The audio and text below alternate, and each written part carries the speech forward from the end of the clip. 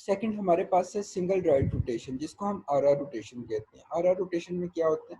In RR rotation every node moves one position to right from the current position. इसमें हमारे पास जहां पर बैलेंस फैक्टर की वैल्यू मिसमैच हो रही होगी, जिसकी वजह से ट्री हमारे पास इम्बैलेंस बन रहा होगा, उस नोड को हमने वन स्टेप जो है वो राइट मूव करवा देना होता है। अब हमने बैलेंस फैक्टर की वैल्यू कैलकुलेट करनी है 1, 2 और 3 के लिए।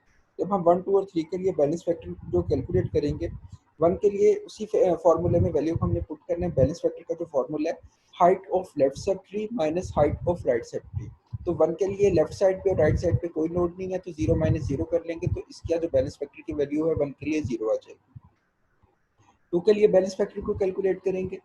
2 के लेफ्ट साइड पे 1 नोड है और राइट साइड पे कोई नोड नहीं है, तो 1 माइनस 0 कर लेंगे, बैलेंस फैक्टर 2 के लिए 1 आ जाएगा। 3 के लिए जब हम बैलेंस फैक्टर कैलकुलेट करेंगे, तो 3 के लेफ्ट साइड पे हमारे पास 2 नोड्स हैं और राइट साइड पे हमारे पास कोई नोड नहीं है, तो 2 माइनस 0 कर लेंगे, तो बैलेंस फैक्टर 3 के लिए हमारे पास 2 आ जाएगा।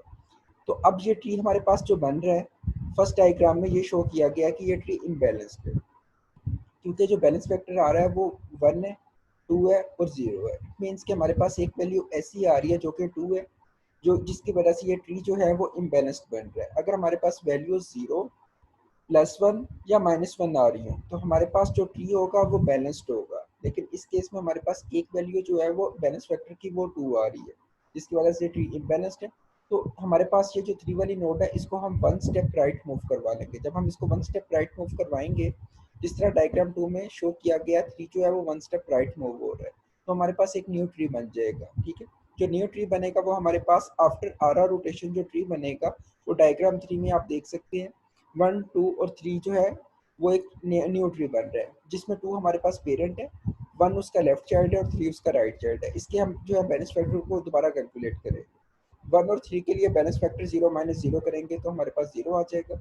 और 2 के लिए जब हम बैलेंस फैक्टर कैलकुलेट करेंगे, तो हमारे पास 1 लेफ्ट नोड है, 1 ही राइट नोड है। 1 माइनस 1 करेंगे, 2 के लिए बैलेंस फैक्टर भी 0 आ जाएगा। इट मीन्स कि हमारे पास ट्री जो था वो इम्बैलेंस से बैलेंस्ड हो गया, जब हमने इसमें 1 स्टेप आरआर रोटेशन को परफॉर्म करवाया। इसी तरह नेक्स्ट हमारे पास है एल आर रोटेशन, मीन्स हमारे पास left right rotation. Left right rotation में हम 1 स्टेप लेफ्ट रोटेशन परफॉर्म करवाएंगे, देन हम जो है वो 1 स्टेप राइट रोटेशन परफॉर्म करवा रहे होंगे। मीन्स पहले हम जो है वो एल एल रोटेशन परफॉर्म करवाएंगे, then R R rotation perform करवाएंगे। The LR rotation is a sequence of single left rotation followed by a single right rotation. In LR rotation, at first, every node move one position to left and one position to right from the current position. ठीक है, इसकी example है आपके पास। हमारे पास for example एक tree है जिसमें values जो है वो 3, 1 और 2 है। अब हमारे पास बैलेंस फैक्टर कैलकुलेट कर लेना है। 2 के लिए जो बैलेंस फैक्टर आएगा वो 0 होगा, 1 के लिए जो है वो -1 होगा, क्योंकि 1 के लेफ्ट साइड पे हमारे पास कोई चाइल्ड नहीं है और राइट साइड पे एक चाइल्ड है। 0 माइनस 1 करेंगे तो बैलेंस फैक्टर की वैल्यू 1 के लिए हमारे लिए -1 आ जाएगी। जब 2 के लिए बैलेंस फैक्टर कैलकुलेट करेंगे, तो 2 के लेफ्ट साइड पे हमारे पास 2 नोड आ रही हैं, तो 2 के लिए जो left height of left sub tree है वो हमारे लिए 2 होगी, और 3 के राइट साइड पे जो height of right sub tree है, राइट साइड पे 3 के कोई वैल्यू नहीं आ रही, कोई नोड नहीं है, इसलिए वो 0 होगी। तो 2 माइनस 0 करेंगे तो हमारे पास जो 3 के लिए बैलेंस फैक्टर की वैल्यू है वो 2 आ जाएगी। 2 आने की वजह से हमारे पास ये ट्री इम्बैलेंस्ड हो जाएगा। तो 1 स्टेप इसमें हम जो है लेफ्ट रोटेशन परफॉर्म करवा रहे हैं, जैसा कि डायग्राम 2 में शो किया गया। जब हम इसमें 1 स्टेप जो लेफ्ट रोटेशन परफॉर्म करवाएंगे, तो 2 और 1 की पोजीशन जो है वो 1 स्टेप रोटेट हो जाएगी लेफ्ट साइड। जब ये 1 स्टेप लेफ्ट साइड पे रोटेट होगा, तो हमारे पास जो न्यू ट्री बनेगा, उसके बैलेंस फैक्टर को फिर हम अगेन कैलकुलेट करेंगे। जिस तरह थर्ड डायग्राम में जो हमारे पास ट्री बन रहा है, ये एल एल रोटेशन परफॉर्म करवाने के बाद हमारे पास जो न्यू ट्री बना। अब इसकी हमने बैलेंस फैक्टर कैलकुलेट कर लिया, तो 1 के लिए 0 आ जाएगा, 2 के लिए 1 और इसी तरह 3 के लिए 2 आ जाएगा। इसमें हम परफॉर्म क्या करवा रहे थे, एल आर रोटेशन। मीन हमने जो सबसे पहले है वो एल एल रोटेशन परफॉर्म करवाना है, देन जो है हमने आर आर रोटेशन परफॉर्म करवाना है। अब हम इसमें आर आर रोटेशन परफॉर्म करवाएंगे। 1 स्टेप जो है वो राइट जो रोटेट करवाएंगे, तो 3 जो है वो 1 स्टेप राइट रोटेट कर जाएगा।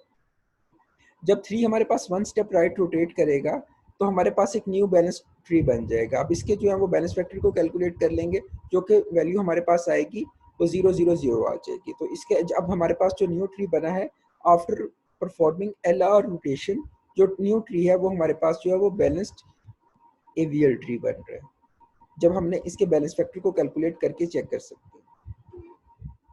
नेक्स्ट है हमारे पास R L rotation, means right left rotation. इसमें हमारे पास पहले जो है वो आर आर रोटेशन परफॉर्म करवाई जाएगी, देन जो है वो एल एल रोटेशन परफॉर्म करवाई जाएगी। The RL rotation is a sequence of single right rotation followed by single left rotation.